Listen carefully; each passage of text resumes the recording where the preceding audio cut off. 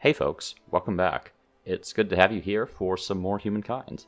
And I know it's been a little while since I've uploaded my last video. As usual, my life gets a little bit busy at times, and it just so happens that this week I'm home for more than a few days at a time, so I have a little bit of time to do some recording. And it just so happens to match up with when the Civilization 7 launch trailer was released. I guess not really launch trailer, gameplay trailer, you all know what I'm talking about. So we'll get the chance to talk about that a little bit as well while we play the game. But to the matter at hand, my game setup here, I've finally taken the advice of various commenters on my videos in the past, which is to make the game harder for myself. So I have gone onto the Amplitude website and downloaded a bunch of these different personas here that are all expert level. And they all have different traits. So this one, for instance, has Genius, a plus 10 Science on Research Quarter, and 20% Science on all cities. So all of these have different traits. Some of them are the same across, some of them are different. I have some other personas as well that I downloaded that aren't included in this game. So we're just going to play a fairly standard game of Humankind and see how this goes. We're on a large map for 8 players, 2 continents. We're at 30% land percentage right now, which is a slight change from the default. Normally it's 40%. I do like a slightly more compact game on 2 continents, so I'm going to do 30% for this run. But it can make a bit of a difference. It's a bit of a closer start to other AI. So we'll get this started, and I'll see you in a moment. Hey folks, here we are on the first turn in the Neolithic era, and we have a pretty obvious start here with 2 food curiosities. So we're just going to head straight towards those. If you are new to Humankind, which perhaps you are, there are a couple differences between this and a game like Civilization, obviously. The first big one is the way the game starts is you essentially start as a nomadic tribe that is looking to establish itself, rather than, say, starting with a settler where you immediately get a city. So it gives you the option to explore the map a lot before deciding where you actually want to settle your city. If you're playing for the first time, or even if you're not playing for the first time, a couple sort of key things to keep in mind at the start of the game. So I would really like to hunt this mammoth, but on this terrain it's not quite going to be possible with just 1 tribe, and I don't want to pillage that sanctuary, so I'm going to look around for another food. So, okay, that one, we can get this one if we combine these tribes. So I can grab that, I have enough science, and then I'm going to go here. Alright. And because they each had food, that when they combined, I got an extra settler, or an extra tribe because I had enough to make that tribe. So let's deploy like that.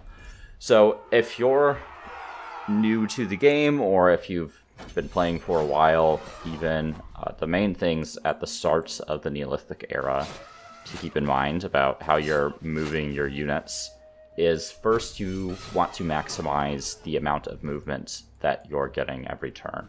You want to explore as many tiles as possible because it gives you the best chance of finding as many curiosities as possible, as well as finding the best potential city settlement locations. So a good example, for instance, is when there is a river. It takes all your movement to move onto a river, but you can always move onto a tile regardless of how much movement you have left, as long as there's at least 1 movement. So you want to try to time your movement to get onto segments like rivers on the last part of your move.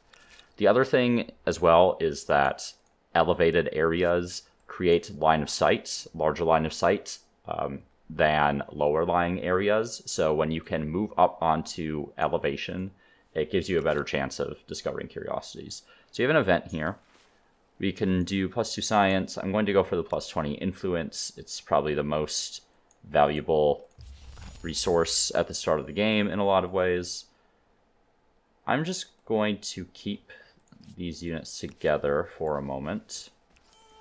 Okay, we discovered Monument Valley, and I'm going to break 1 guy off and go in that direction. 2 units are typically enough to handle a mammoth, as long as you have some terrain on your side. If you do not have terrain on your side, then sometimes you need 3. I'm not feeling amazing about this, given the amount of flat ground. So just to reduce the risk of losing a unit, I am going to combine these. So settlers.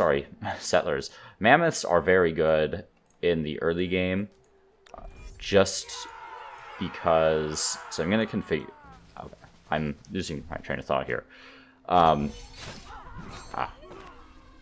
Mammoths are very good in the early game because of the amount of food that they provide. So let's move that guy here. Going to set this up to get several rear attacks. I kind of screwed this up. I should have had this finished this round, but oh well. So mammoths provide enough food to give you one person, one tribe, as well as 20 influence, so they're quite strong to hunt in the early game when you can. So it's always nice to see mammoths nearby. Unfortunately, because that took a longer time, an extra turn for that combat, I can't move these guys, which is why you want to try to resolve all your combats as early as you can in the Neolithic. Time is money, and it's particularly relevant at the start of the game. That's not a bad spot. 21 food and 7 industry is quite strong. And as far as the legacy trait, so there are multiple legacy traits that you can get in the Neolithic era. So legacy traits carry with you throughout the game. They affect your culture, regardless of what era or what civilization you are. So this is the one related to the growth star. So farmers gives you +1 food per pop. Money gives you +1 money per pop. I'm going to go for the +1 money. Money is a lot harder to generate early in the game compared to food. So it helps you reach those mercantile goals that you have. And did I absent-mindedly select my... So I was thinking I haven't selected my legacy trait for my knowledge stars yet.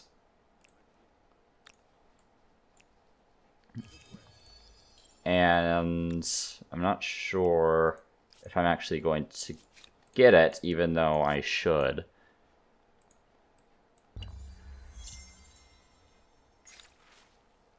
I'm going to go for Swift, just because that helps me explore faster. Yeah. Huh. Well, that seems to be a bug. Because I should absolutely have the knowledge star as well. Right, I mean, I do have the knowledge star, but I'm not getting the legacy trait. Seems like maybe there's a bug related to getting those things on the same turn. Take a peek at what civilizations are still available. Okay. Well, I might be playing this game without the Knowledge Star legacy trait, which is really unfortunate. Because it is probably the most important trait of the era, because it gives you science. I'm going to save this quickly, just because I would be happy to, like, trade off a higher tier Civ pick to get the Knowledge Star.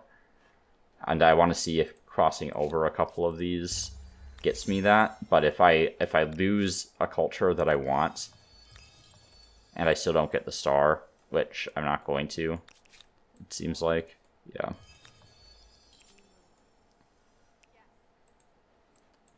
That's really unfortunate.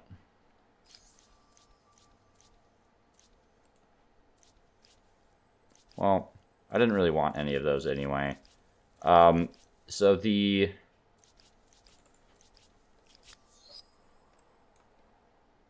Yeah. I mean, I do like the Nubians, but I think the obvious options here, Pamanyangan would be quite strong, good influence generation because of their active ability that they get as an aesthete here. So you can just trade gold for influence, basically, which allows you to expand very quickly. And their fish traps are good for the rivers because they can be placed anywhere in the territory, which is quite a helpful feature. Going to just explore a little bit more. There's a wonder down here. It's 2 food on tile producing outpost, plus 5 food on city. What does this one do again? Okay. There's nothing that like improves output of districts specifically. Some of the wonders get a little ridiculous.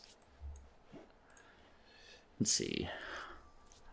Babylonians could be interesting as well. The Harappans would be quite strong. Don't really think I'm close enough to anyone for the Hittites to make sense. Phoenicians.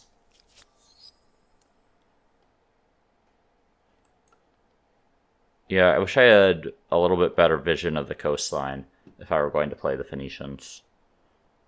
Like, it seems maybe like it would be okay in theory, but I find the Phoenicians are really hard to get up and running, as many of you already know. Zhou are not really a viable option here. So I am actually leaning towards the Babylonians, just because it's been such a long time since I've played them, if I'm not mistaken.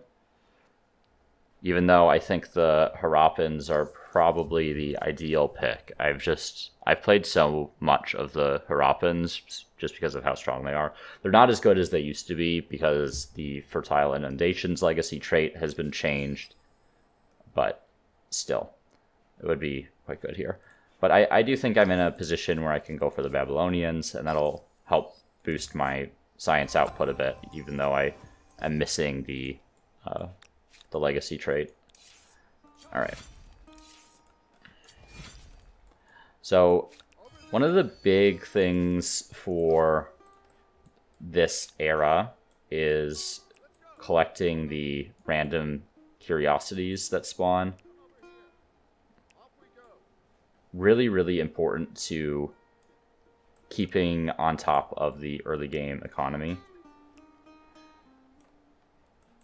The other thing as well is setting up some of your scouts, if you have enough, to disband. I'm going to let this mammoth come to me, or it's going to go on the high ground. Okay. So, good news for me about animals is that they don't get high ground bonuses, so you never need to worry about that when you're fighting against things like mammoths or deer or what have you. It's fine if that goes another turn. But you can bring some scouts back, so we can evolve the city here. You can bring some scouts back and immediately disband them, and when you disband units, it'll give you population in your city. And we're going to start with a pottery workshop to increase our influence output, and honestly, that river right there is a pretty decent spot for an astronomy house. Though, now that I think about it, because there is science right there.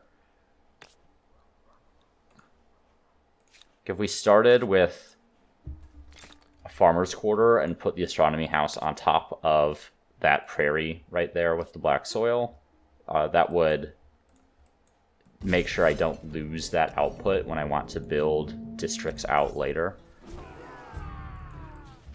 So I'm going to do that, and we'll keep exploring up here. Nice multiple curiosities. See if we can pillage the sanctuary for some money.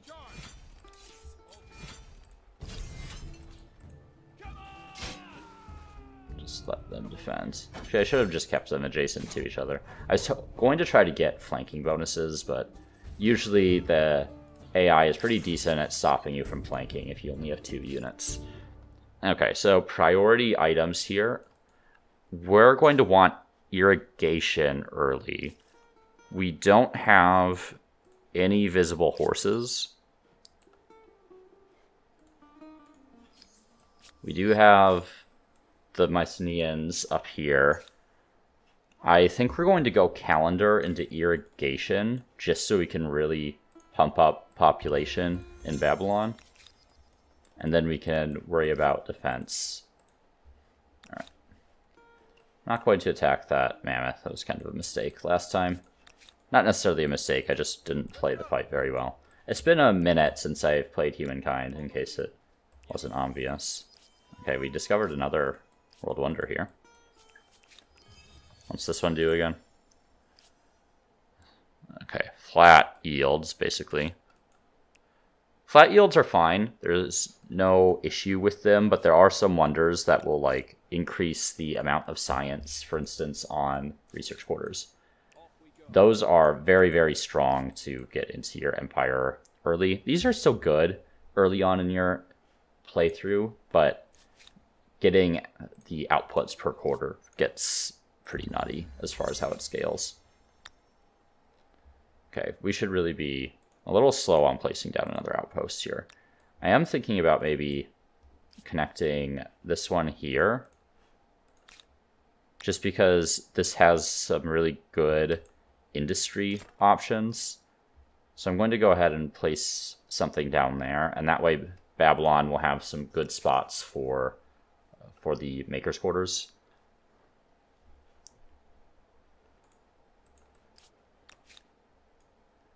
And I'm going to let a scout kind of hang out down there, so I have someone to place an outpost later.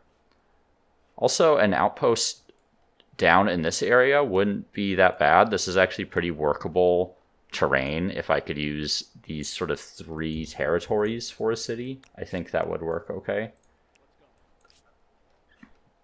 So maybe I kind of do Babylon up in like these tiles up here.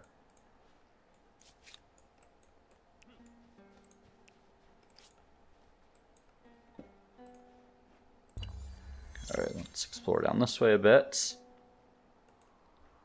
We're going to go for distribute to go towards the economic axis. So this trade-off here, throughout the game you have various events as well as civics that'll kind of pull you in different directions. So right down the middle you get stability on all cities. And as you kind of move towards one axis or another, you get additional bonuses, but start losing that stability bonus. So you can move towards money or industry here. Trade-off here is between combat strength and food, influence on emblematic districts versus stability on garrisons, and faith on territory versus extra science. In general, I do find there is an optimal path to take, or an optimal sort of set of axes to be on. As always, it is game dependent, and there are times where I won't follow my own rules. But in general, I do find collectivism to be better than individualism, just because industry is generally more valuable and you're going to have more of it. Okay. One thing to note with these curiosities as well is that they'll keep spawning in areas that are outside of line of sight. Okay, so silk, very good luxury resource because it gives you extra industry on all your maker's quarters. So that's one that we're going to want to secure. Thankfully, it's not at risk of being lost to a competing player because of where it is. I'm going to go ahead and influence purchase that obsidian there. And I'm going to buy that farmer's quarter. We're going to place down the astronomy house and get to work on that. And we're also going to attach this territory right here. So you're able to attach these various territories to your cities. Let's see. Let's go like right there. And you can increase the size of your cities this way through attaching the different territories. It's a bit of a judgment call on when to do it because it does increase your construction costs on your various districts. So if you really need to buoy your production early, like I do here, it can be helpful in that respect. The only problem with this particular location is that there isn't a great spot for the astronomy house. But I think if we build out this way a little bit, I can probably squeeze an astronomy house kind of down in there. Okay, so we have +5 influence on main plaza or +3 faith on territory. I really like the extra influence at the start of the game. We're going to take that one. Fine with trading luxuries for now. I'll probably go to war later, but I am somewhat isolated from other players. Like, I don't share any borders yet, which is kind of nice for Babylon in a way. It can let me really get ahead on the science game. There are strategies with Babylon that involve swordsman rushing that can be quite effective. But I don't know if that is on the table for me this game. So I'm going to start moving people into science. Actually, let's do industry first and then science. Though, let's have one person there. I would really like to speed up my tech a little bit. Should maybe think about trying to secure this territory up here. It's a potential city location. And let's grab this other city. So we want to have the reduced create outpost cost. That'll let us claim some of these other areas more quickly. And over here, we're just going to keep exploring with the scouts. This guy's kind of getting boxed in at the moment, which is annoying. Down here, we're just keeping this guy kind of running around, hoping to find any more curiosities, but we're going to put another outpost down there soon. Yeah, they have some nice production luxuries up there as well. You can wait. Okay. As far as tech, so we have irrigation. Let's make sure we don't get caught with our pants down. So I'm going to pick up probably carpentry first. I mean, I need both techs, really. But my thought is that carpentry goes into masonry, so stoneworks would be quite good for boosting my industry, given the terrain that I've settled on there. At least long term, maybe not immediately as soon as I unlock it, but... Alright. Just gotta keep trying to move through that territory. Come over here. Let's go. Right. Alright, it'll be a bit before I can claim anything. Okay, so purple... That's a very bold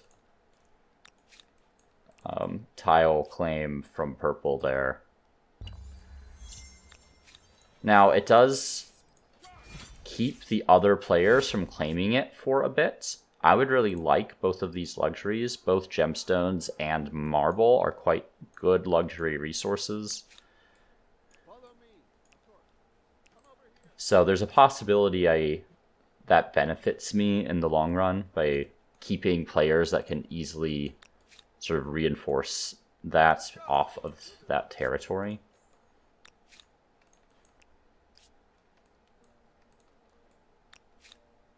Yeah, honestly, the Phoenicians would not have been a terrible pick this game. I was hoping to find more luxuries, but just not finding them. Let's see here.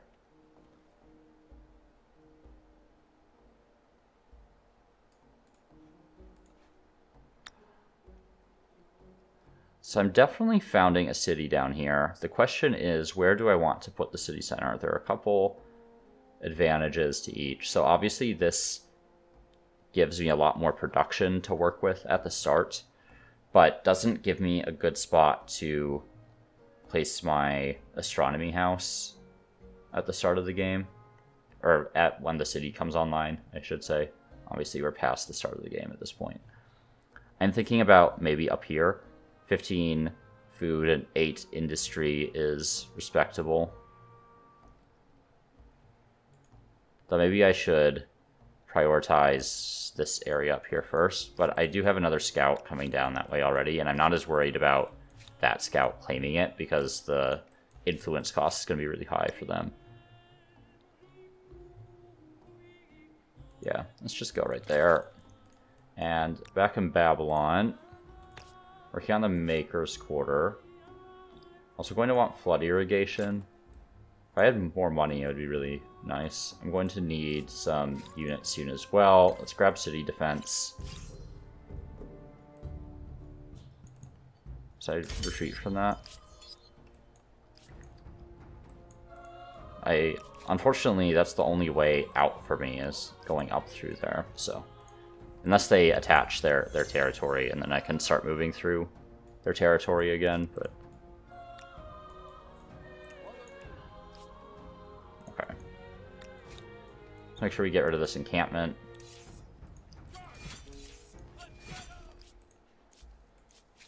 So the encampments can spawn the independent people. Sometimes, so kind of like city-states in Civilization, if that's your frame of reference. They can be a little bit annoying, but they're also really useful because they tend to be quite easy to take over, and you can get full cities from them.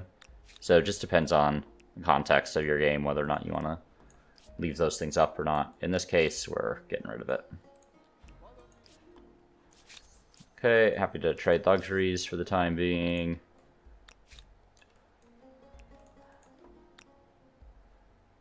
What are the other key territories we want? Yeah, where most of our good territory is like right here and below. There's not much else that is a priority to claim, in my opinion. I guess probably this area in here will get attached to Babylon.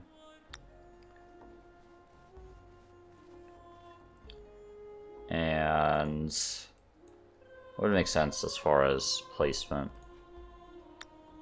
In place might be okay. That would let me put a... Well, let me think about that. I'm thinking about the tile yields for the astronomy house, because it works adjacent food as well as science. So maybe actually right up there, because then I could put the astronomy house here, and it would at least work the food tiles there, as well as the science right there. Now, if I wanted to maximize the food output, I would probably settle there and put the astronomy house here, and then I get the 6 food that I'm losing out on the science that I would get right up there.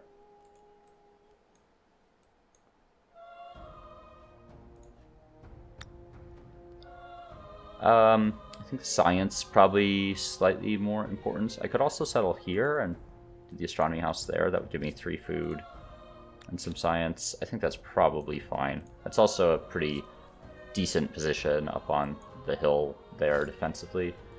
Let's go into bronze working maybe.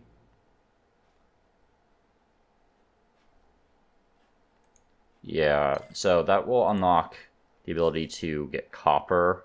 So we'll need to secure that territory, as well as our emblematic unit, which will require copper as well. Okay. And I'm going to go ahead and buy that Maker's Quarter, just because I'd like to get working on other things. Yeah, so I think we can do that and probably put the astronomy house like right there. However, I am going to want some units, so let's get to work on those. There's a part of me that wants to put everyone on science, but that's probably not a great idea. I would really like to increase my city growth here. Let's go. Okay. Alright, I'm gonna have this guy... Well, no, but we're claiming this area first. So let's grab that. And we'll move that scout up here so that we can maybe claim that. Though, in retrospect, this area is not that important to my plans, whereas this desert train here is, because it has this copper here, and I'm going to be needing that. So I'm not going to prioritize settling this territory, even though I do kind of want to cut off other players.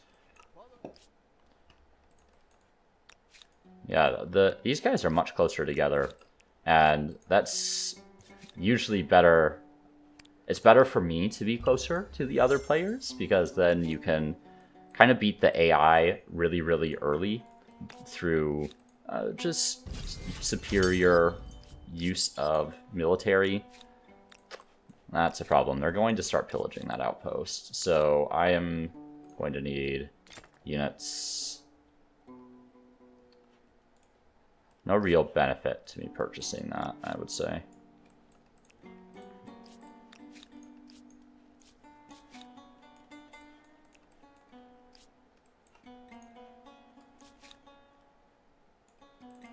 Okay. I do find it really annoying when these aggressive cultures kind of come out of nowhere and start attacking your stuff.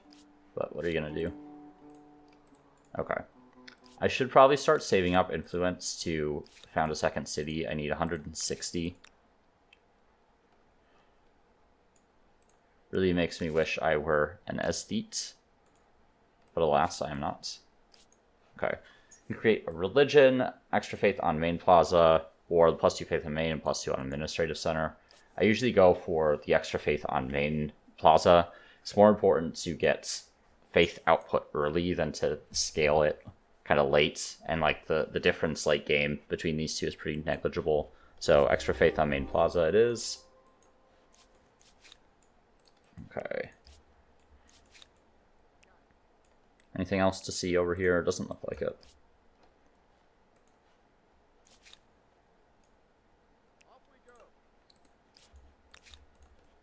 Alright.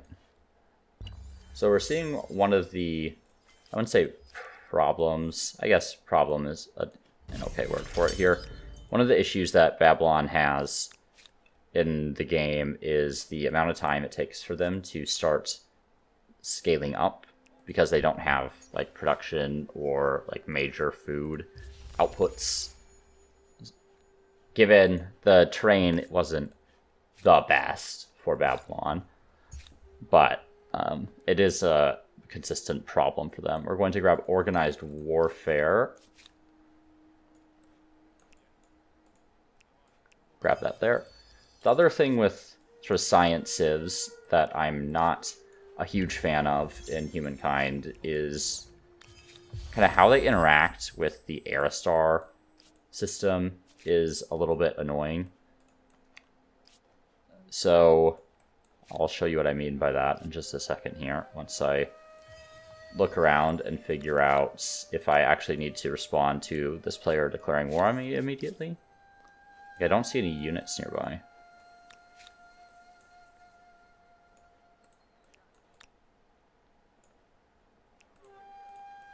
Okay, I'm going to buy that flood irrigation, and I'm going to drop, let's see if can I get someone in one turn? Nice.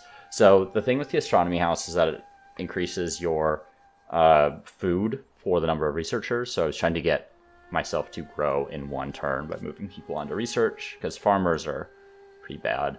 So what I was going to say, I don't like the way that the Aristar system interacts with scientists, because in order to reach your Aristars, the requirements are increased for whatever your affinity is. So if you're a science culture, the number of technologies you have to research to get the maximum amount of stars is increased. So what this does is that it incentivizes you to delay and like go up in tech into the next era.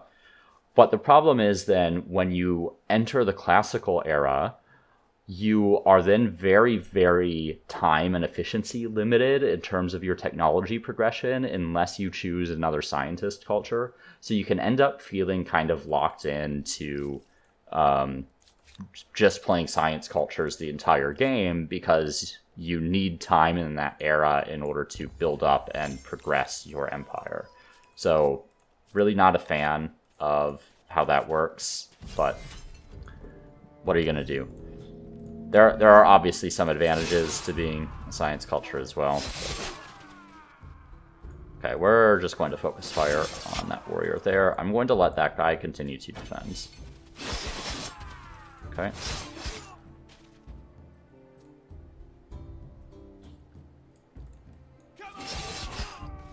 I'll pull back like right there. Of course, they're going to kill one of my warriors. Just going to defend again and hope they don't manage to kill that one, because that would be a real bummer. Okay, this is a problem. Let's go here. Let's start disbanding some people. Don't need that Maker's Quarter. What's their army comp?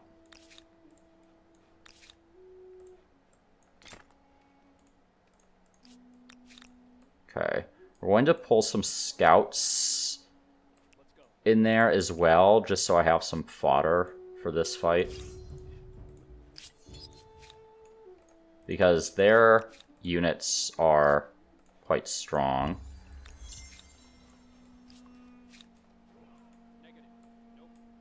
Do they have the... Okay, no. I was worried that this persona had extra movements on their units and they were going to be able to get to me, but that does not appear to be the case.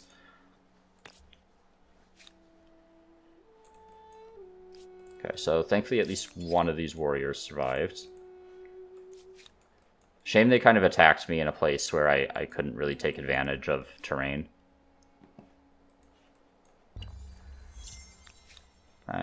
There we go. Whew, just barely got that purchase in. Okay. So, the Promakoi here are very dangerous, but I do think I'll be okay. So, I am... Let's see. What am I most okay with losing? Probably the scouts. I guess the levies have home guard, so they'll take less damage there, so there's a chance they survive. So the Promakoi get extra combat strength on the first turn of combat.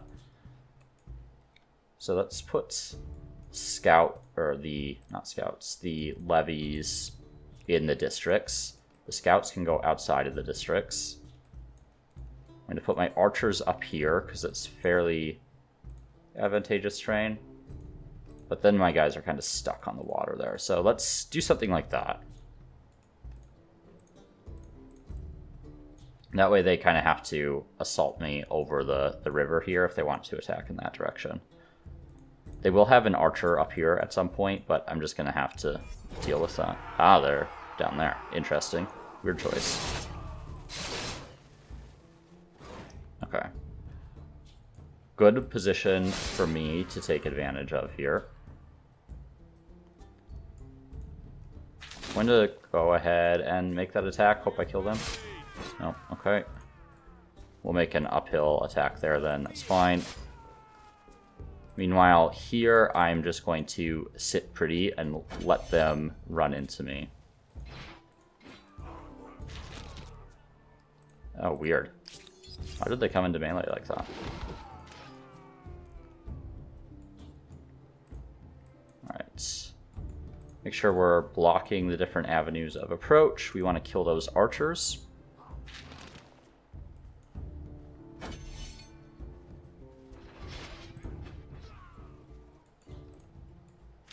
You have to say that the combat system in Humankind is one of my favorite parts of the game. I find it much more engaging than a game like Civilization, where you're just moving the units around on the tiles. It just feels like everything takes forever. Everything is a grind. Whereas, like, the combat in this game is pretty punchy and rewards good decision-making and good use of terrain. So we want this area up here. Okay. So I'm going to disband another one of these scouts. Oh, it doesn't have any movement. Okay, we'll use this guy. I was going to let him heal. And I do have enough to found my city. Yes, I can get that first. Evolve into a city. Great. Yeah, that'll work fine. And eventually we'll start attaching a couple things down there, and that'll form that city. All right. Up here. Okay, pretty sure I can win this if I just sit right here. Sometimes the enemy realizes that they've screwed up by attacking you, like in that case. So I'm not losing any war score here, so I'm not really in any rush to deal with the brown player. I can kind of take my time. Okay. Reduced industry unit cost would actually be quite nice. I'm going to buy that Maker's Quarter. That gets us one of the Era Stars as well. Also, going into Organized Warfare, I could go into Standing Army next and start getting Swordsmen. Okay, we're going to want the Astronomy House. Primary advantage of this is really the output that you get on Researchers. So, I'm going to do that. And there's another army there. Let's get more archers. Archers are really the kings of the battlefield in the Ancient era. I'm going to disband that scout. Okay. Everything in the Ancient era is really built around having archers on the battlefield. Your warriors are basically just blocker units. I'm actually going to switch that there. Okay.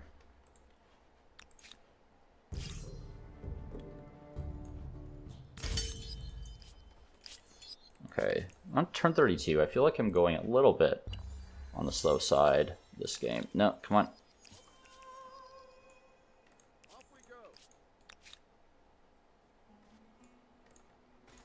Yeah, I might... This fight's going to be outside of my city, so I'm going to get a couple... Well, maybe not. I mean, I need some extra units anyway. Trade luxuries, actually, I'm going to refuse them because I think I'm probably going to go to war over Napata there because I would really like those luxuries. Just resolve that, it's fine. Down here, let that finish up. And maybe grab a warrior after this. Just because I would like a unit down in that area. Yeah, see, they've claimed this territory now.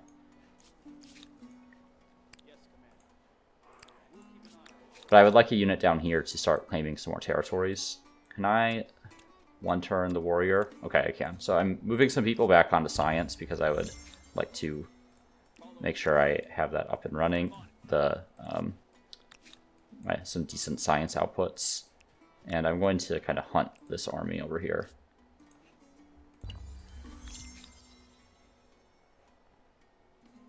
Yeah. Oh, are they going for my other city?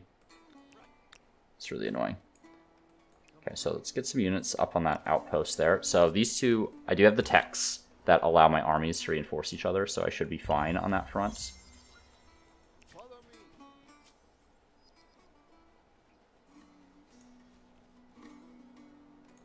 Really annoying that they put that unit there.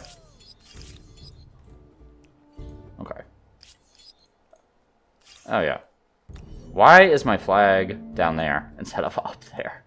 I really wish you could move where that thing is. Like, it makes no sense at all that it's down here. Totally bizarro world placement of the flag. I am just going to do what makes sense and actually position up on the high ground here. And if they want to cross all these rivers to go for that flag, that's totally fine. I can even bring these warriors in and bonk the archers in the back. Okay. Let's get everyone on direct line of sight.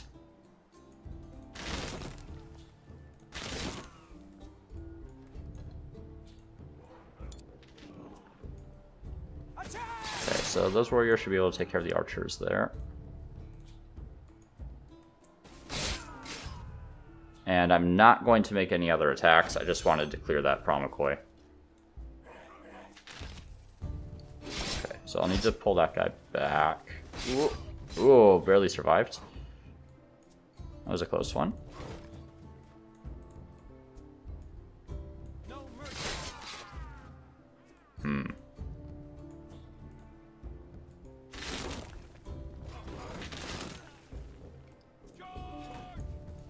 Bummer. I was hoping I could kill them with that one attack, but I really need to kill those archers.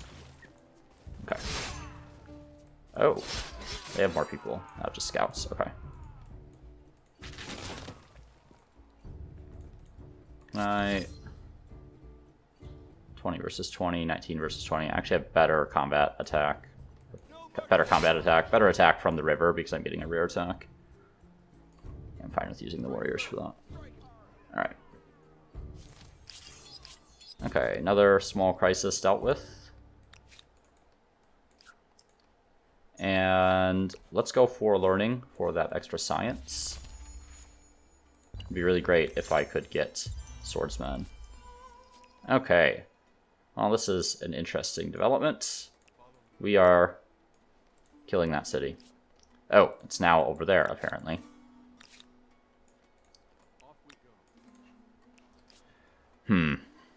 I wouldn't mind retaining that city. I could just detach here.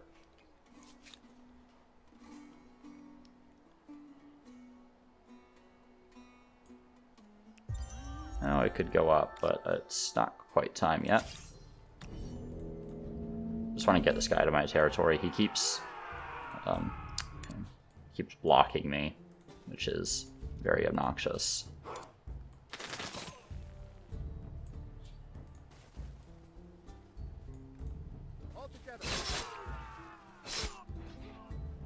Alright. Okay. I feel pretty decent about taking the city up here. Can even upgrade these guys now. So these swordsmen are big combat strength upgrade over the default units. And I even think I could probably just take the city with these 3 units here. So I'm going to position these guys to respond to any additional incursions. In the meantime, hydrology would be really nice. Let's grab writing. It's kind of a basic tech. I should also probably get a wheel, or a wheel. Get the wheel at some point. Even, yeah, I still need to get domestication as well. Let's start backfilling some of the techs that we're going to need. And we'll assault here.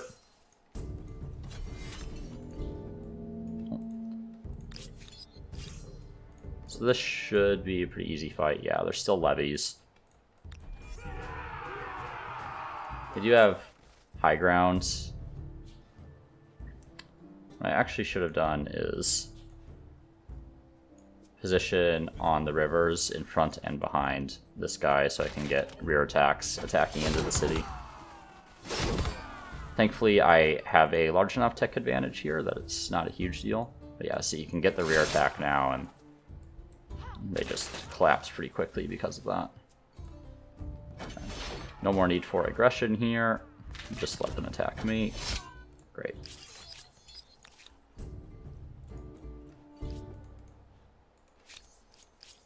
Alright. So leadership available. We can go for the +1 city cap.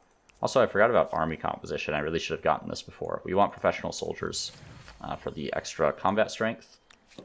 And we also need a new guy down here just to get our stuff. I'm going to just purchase this scout. I don't want to mess around with having it in queue. Let's see. Probably go for that Maker's Quarter, because when I attach this territory down here, that opens up an extra tile that it'll work. I could also claim a Wonder. Stables are not bad. I really like Temple because of the +2 combat strength on unit with ranged attacks. I am going to claim that. I think we will build that Wonder. It's quite a useful Wonder. Probably not quite as good as something like Pyramids, but still quite good. I don't think I really need my emblematic unit this game. Got it a little bit on the late side. Okay, it would be really nice to have at least 3 astronomy houses before I go up into the next era. So I am thinking that I attach here, and then I can get my astronomy house. Interesting. Because I had been thinking about putting it there, but Yeah, this is a good area in here for some farmers' quarters as well, which will provide some adjacency bonuses later. So I'm fine with giving up the 2 science yield right there. That's not a big deal. Also need to start worrying about stability here in a little bit. Probably go for an obelisk. Maybe in there would be okay. Actually, this terrain up here wouldn't be terrible for it. Yeah, because we're kind of on the edge of where the maker's quarters start to be useful. So that's not a bad spot, actually. Doesn't obstruct my city development down here. An enormous... I did not mean to prioritize the obelisk. I want to finish that astronomy house first, and then we'll do the obelisk, and then we'll do another astronomy house. Okay. So I guess we need to take the fights up to... Oh, they're the Huns now. That changes things. Though, yeah, they do have an outpost there. Okay. Well, I'm just going to hope they don't show up with a massive army. I'm going to play defensively and just run out the clock on their war support. Okay, classic. More units have shown up down here to be annoying. Going to grab this extra discount on religious districts. So I actually need to send these guys down here now. Send these guys to pillage.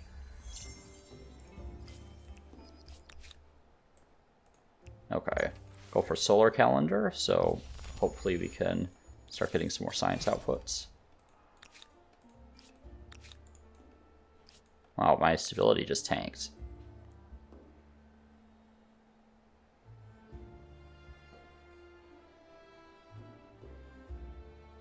I don't feel like it was that low before. I'm gonna go for a manual battle here and see what happens. Yeah, I figured that would happen. It's fine. Just automatic battle this. Alright. So the reason I'm pillaging this territory up here is because I would like access to those resources and would like to attach that to my city at some point. I think hydrology is probably the best for me. Really need to increase my production in Babylon. So I'm going to pillage that, resettle that territory, and eventually attach it to Babylon. Okay. Let's grab that. You can also get iron. No indication that the Huns are coming for me, so happy to just run out the clock on this one. And we should really get this territory down here for that silk. I've really been putting off grabbing these because I've kept having to reprioritize other things. I am going to keep this unit kind of available in between these two cities because this city is undefended, so enemies could theoretically just walk right in there. And let's see down here. Yeah, I mean, it's probably fine, though slightly better down here. I'm willing to wait an extra turn, and we get a little curiosity. A little extra gold is always welcome.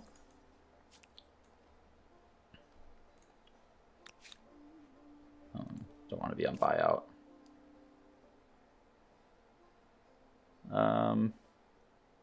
Yeah, none of that infrastructure is really doing it for me right now.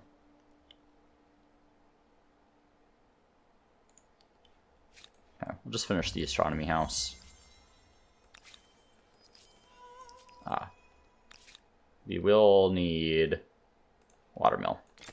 That extra 20 industry is going to be a huge boost to me at the moment.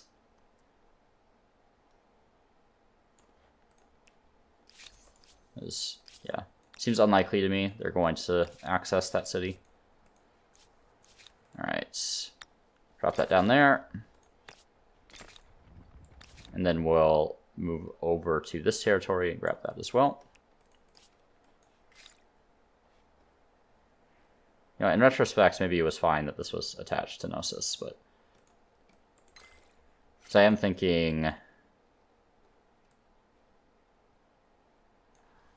that maybe it'll need to expand out in this direction a bit, because I would like to retain the city since it is a free city that I don't have to found. And maybe like these 3 to 4 tiles here can be one city. I'll have to combine these two, / pillage one of them. So this Napata's probably been around for a little while longer.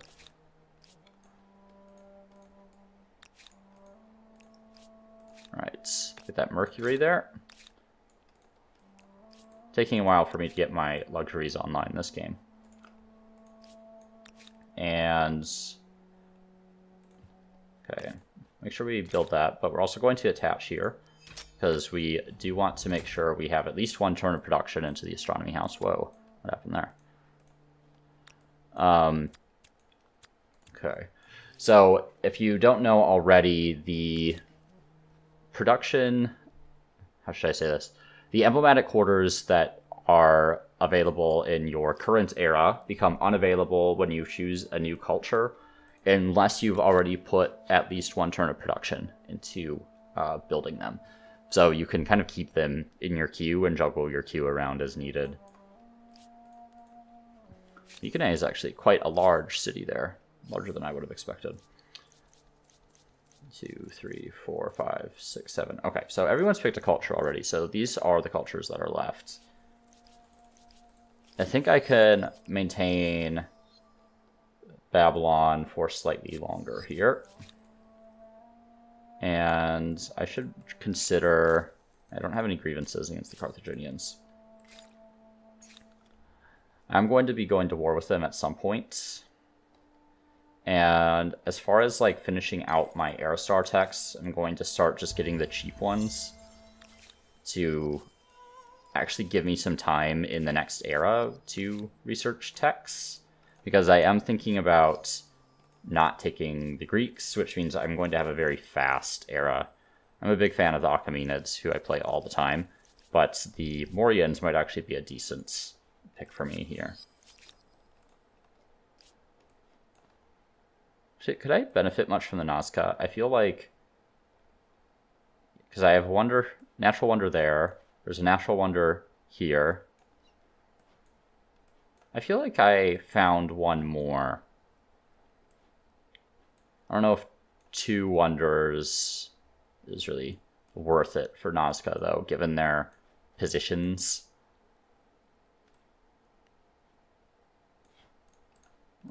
Let me look at their... And yeah, I'm not sure. I don't have to make that decision quite yet, thankfully.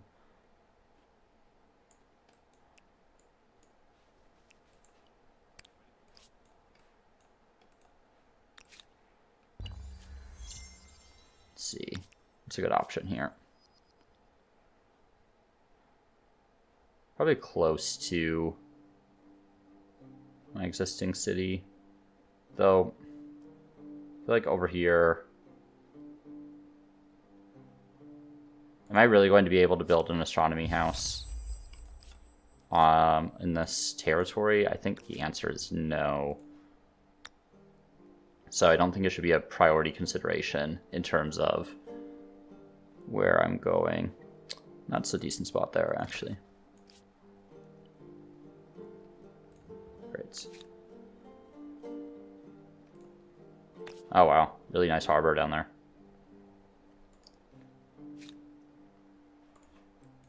Okay, I don't know what compelled me to look at harbors. I think I was just casually interested.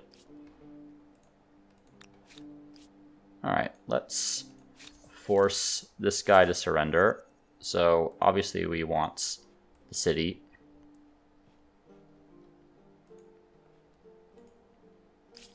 Could also force them to give up some other territories, or just give me a fairly large gold reparation. So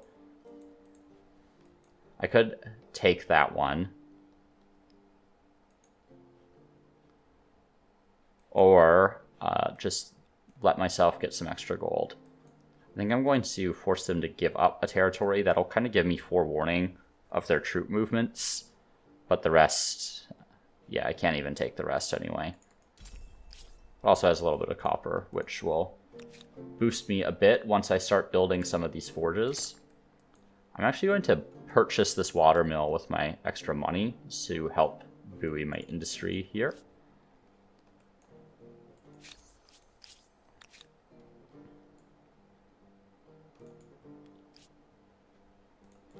Let's see.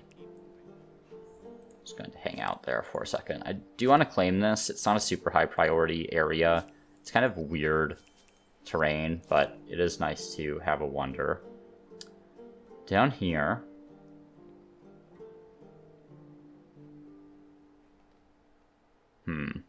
civility needs to recover still. Let's go ahead and get a public fountain. Civility is going to be on the low side in that city regardless. Not a great city at the moment. Take a look at the era stars. Still need 3 techs for gold there. I don't think I'm getting any of the Diplo era stars, and yeah, I'm still researching wheel, so I'm just gonna use my money maybe. No, maybe not. I'm going to move my food is at a loss right now, so I'm gonna move some people onto science to take advantage of the astronomy house. And I'm going to add an envoy to the queue here because I would like to start getting some of the leverage where I can.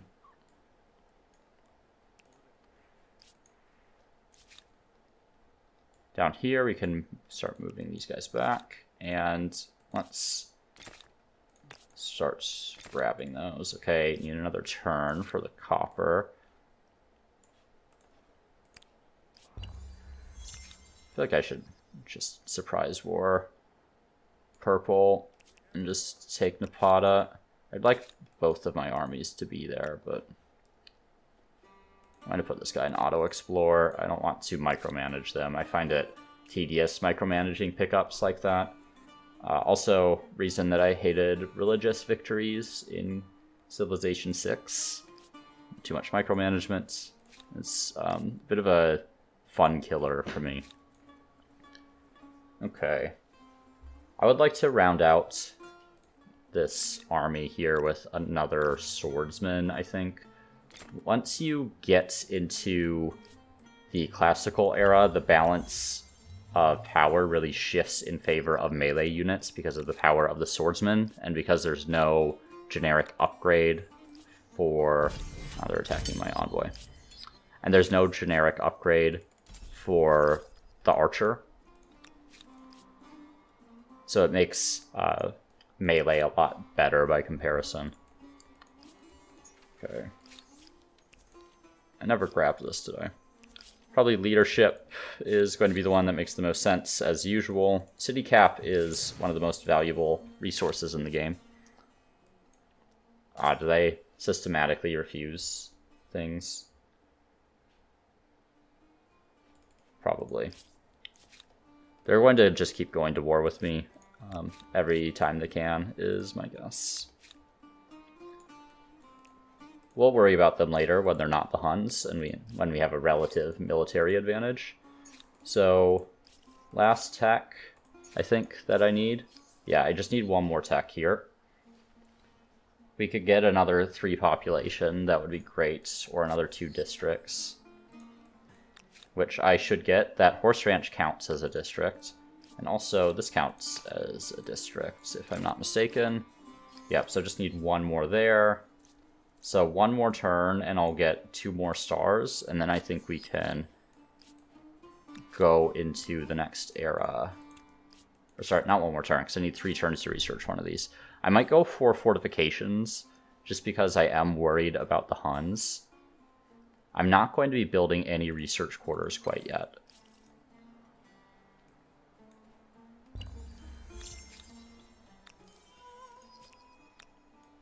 Okay. Send this guy back. I don't want them to just get killed by roving Huns. So, I think this is the point where I just declare a surprise war.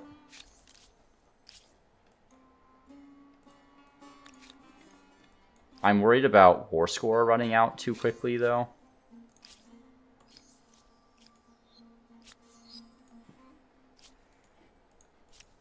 because I get, what is it, a -4 penalty for surprise war, but I also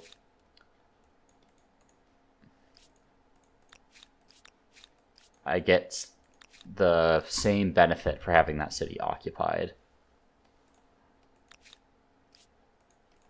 Do I wait to be like a militarist or something? No, there aren't any militarists available. Only expansionists.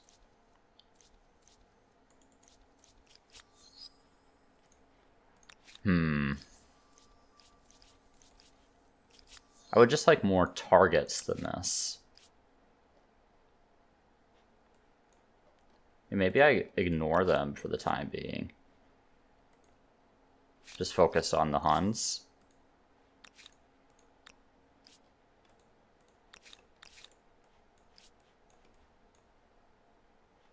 Might be the better option. So let's see if they'll trade luxuries with me. Both marble and silk would be good. I'm going to go for the marble. So generally the first copy of the luxury resource that you get is more valuable than additional copies. So with the marble, you can see +2 industry per worker per city, and then each additional marble is +1 industry per worker. I already had the silk from another location, so I wanted to make sure I got the marble first, since cumulatively it's a larger effect. The rest of these, sage is actually pretty decent, though that's going to increase my gold upkeep on that trade a lot, so I'm not going to do that quite yet. Not quite as important to me as just the pure production. Okay.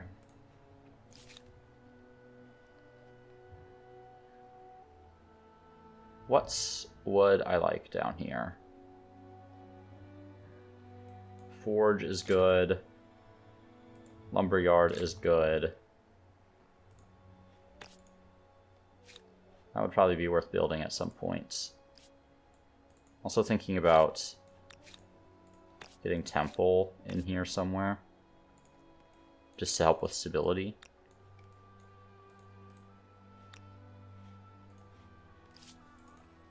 Though generally helpful to kind of be closer to enemies to help with the religious pressure. So yeah, maybe I put it up there. Not sure where to do the embassy yet. Probably gonna end up like right there.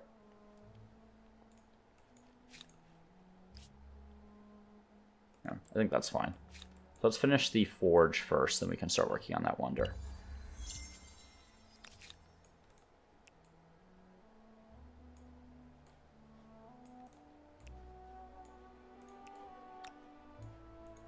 And I'm fine with Defiance. Okay. Not worth 500 gold.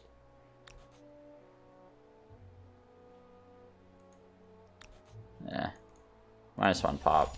It's whatever. This city takes a while to grow. But there's nothing I can do about that at the moment.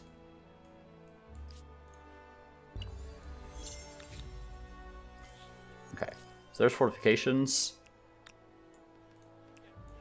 And I think I'm good to select my next culture unless I am imminently going to be getting another star. Get a person there.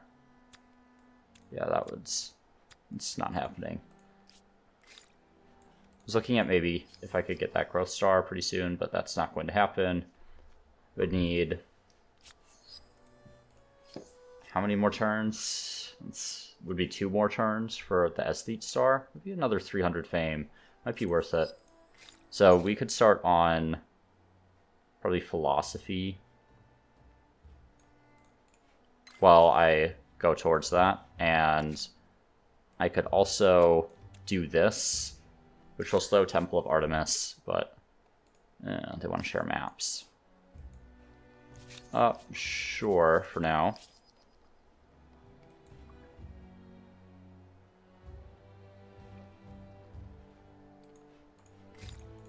But yeah, I'm going to wait for that Esthete Era Star. 300 fame is pretty decent.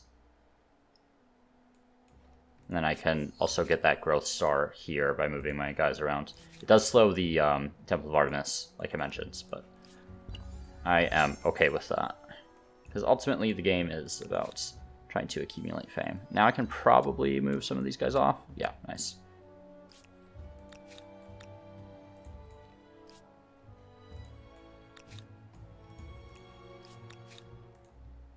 There's a part of me that wants to attack these Hunnic units. Try to pick them off while they're isolated. Yeah, unfortunately, my units are just outside of reinforced range. Okay, I can finally start getting some leverage. Hopefully my units won't be randomly getting attacked. Okay, we'll want food in here. We'll want the stoneworks in here. Want some other stuff eventually, but I think that queue looks okay for now. Have this help on temple before we finish the lumber yard, and that looks okay.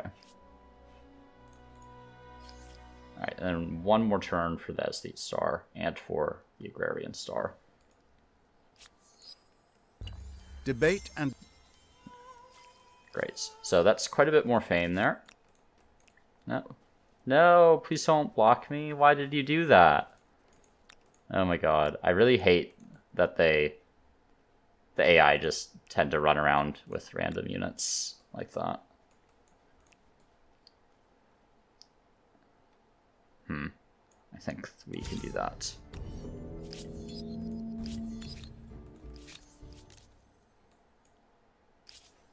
Okay.